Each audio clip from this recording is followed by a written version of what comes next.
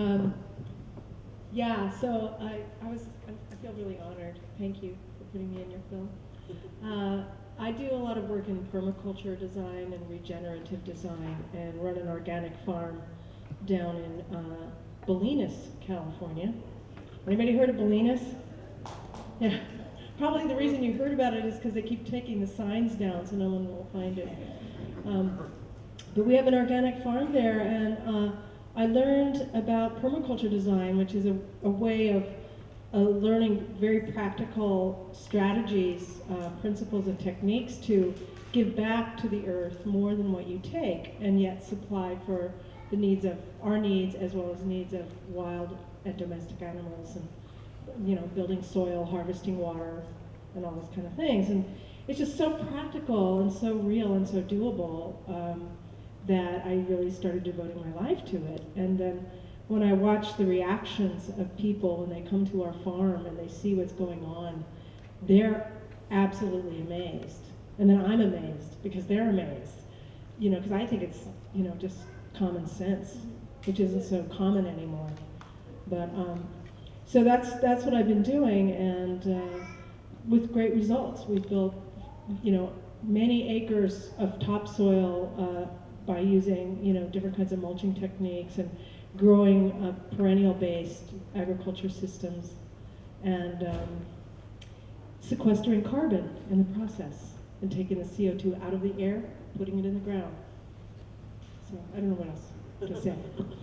Yeah, I mean, well, part of what we were trying, what we were hoping to do with the film is, I think media, obviously the mainstream media right now has a lot of negative effects on people, and the films and television that we see tends to distract people, leads them into more consumerism, but the tools of media themselves are extremely powerful. And Joao worked as an animation director, he worked on commercials, so when we collaborated, we were really thinking about how can we actually take these types of messages, the type of work that Penny is doing and all these other people are doing, and make it palatable, make it available for a larger mainstream audience to connect with it.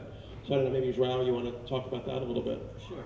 So, I have a background in design and animation, and for many years I dedicated, I worked in advertising, and I was essentially, using all the tools I had to do all the wrong things, I guess, convincing people to buy stuff they don't need, just like Daniel was putting it. But at the same time, working in advertising and working in kids shows, I learned a lot of different techniques that are very effective as far as media goes. So at some point, I thought I have to put all this work that I have in media and in animation towards something that is more takes into account what's happening in the planet, the planetary ecology, and so forth. So initially, me and Daniel, we developed a whole series of shorts, which are what I call info snacks. They're the kind of little 5-minute bites that use animation and music and to really simplify some ideas that might initially seem very complex, hopefully reaching a wider audience. And the film is kind of like a final result of that process, where we were able to really take some of this media know-how and apply it to do something that is I think really necessary at this moment in time. So I think that media can be used in a very different manner than it has up until now. I think it has a very important purpose in education.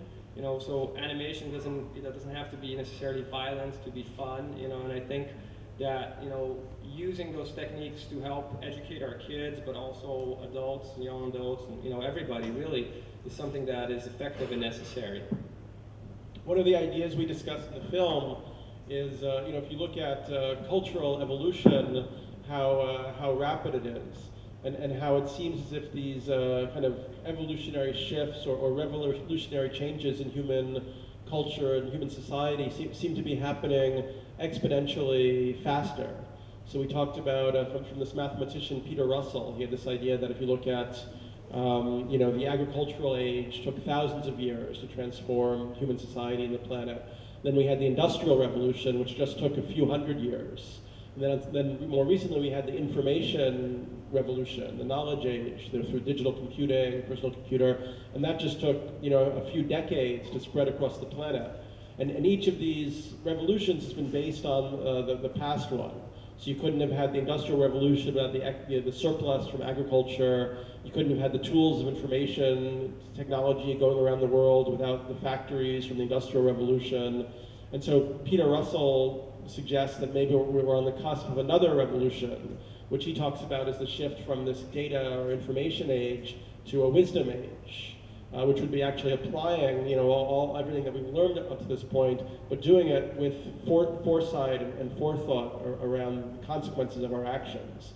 I mean, clearly, when you look at something like the oil spill in the Gulf, that's just extremely short-term thinking. The whole oil extraction that despoils the Amazon and so on. Nobody's thinking, 10,000 years in the future or 100,000 years in the future. We're treating the Earth as a very short-term, kind of